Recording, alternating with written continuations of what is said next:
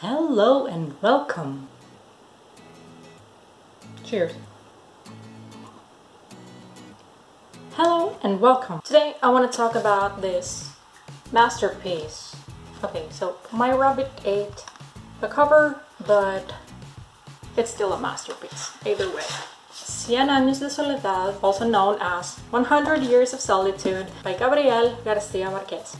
It's Márquez. Oh my god. I read this book in Spanish, and let me tell you, boy, was it difficult to read. I know most of you people out there are lovers of this masterpiece, and don't get me wrong, I too love this book, but oh my god, I did not really appreciate the writing. Before you come for me, hear me out. Let's start with the plot. 100 Years of Solitude follows family, the Buendias, over generations who live in an isolated town, Macondo. Over the course of the book, more than a century goes by, and most of the events described are major turning points in the lives of the Buendias, like births, deaths, marriages. So in the beginning, we know that the town has no contact with the outside world, except for gypsies. The patriarch of the family, José Arcadio Buendia, is impulsive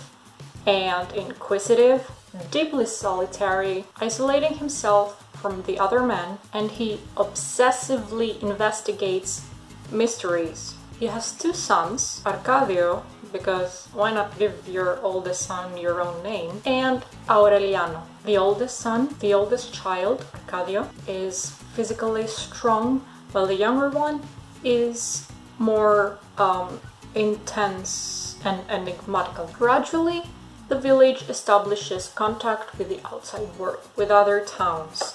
Civil wars begin, bringing violence and death in Macondo, which previously hadn't experienced either, and Aureliano, the youngest son, becomes the leader of the rebels. Macondo transforms from a rather magical place and sheltered place to a place that's connected to the rest of the world through Colonel Buendia. Macondo's government changes several times during and after the war, and at one point Arcadio, the oldest brother, rules dictatorially and is eventually shot by a firing squad.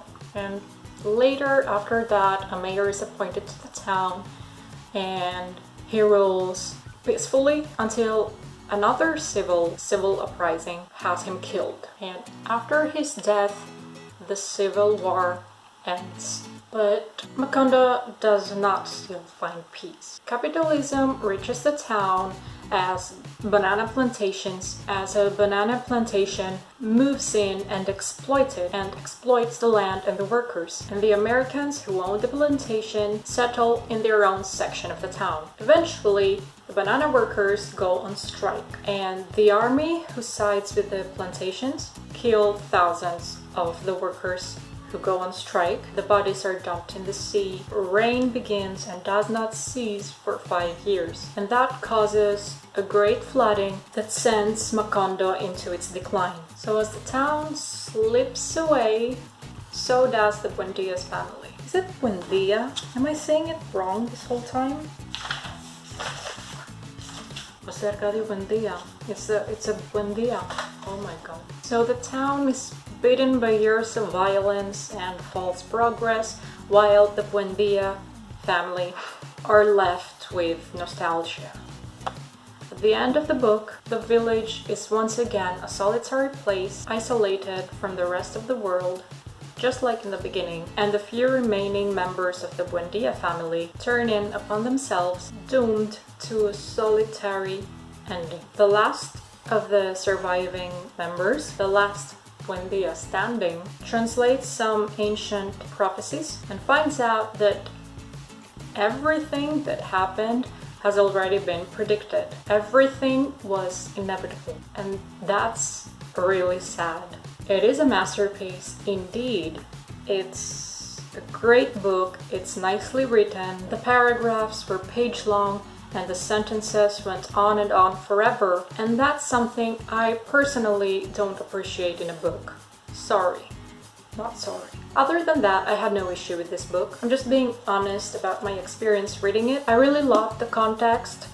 I didn't like the structure of the sentences. Like, look at this. There's a paragraph that starts here. It starts here, this part, and ends in the other page here. And you can find many more instances that the paragraphs go on for pages. So it really took me forever to finish this book. The context and the plot and the story and everything was amazing. And it was very strong and very emotional for me, at least because I'm an emotional person, so I connect emotionally with everything I read. But please do yourself a favor and don't read this book in Spanish if you're not a native Spanish speaker. No matter how easy it is for me to read books like Cemetery of Forgotten Books series in Spanish, I did a review on that series a million years ago. You should definitely check it out somewhere here. This book, along with his other book I read recently, El amor en los tiempos del cólera, they took me forever to read, and there were some times I thought I wasn't even reading Spanish. I mean, okay. I mean, pocos meses después, okay, yes, a few months later, it is Spanish, but I don't know why this book took me forever to read. I think it was the very long sentences and the very long paragraphs that kind of tired me, which is something that I find tiring in all books, in spite of the language. It's not the author's fault. It just doesn't work for me. This book is a masterpiece. Don't get me wrong, you should definitely read it, and you should definitely watch the adaptation. I think Netflix is coming up with a series, I think. I think I read that somewhere. Yes, I can't wait to watch the adaptation. Like, do I have to repeat myself and say that it was a masterpiece? Don't make me repeat myself. So if you like this video, make sure to like this video. And don't forget to subscribe for more book reviews. If this video gets 7 likes, I will also review Love in los tiempos del cólera. How do you say that in English? My brain sometimes don't work. Well, don't work. It's time for a break.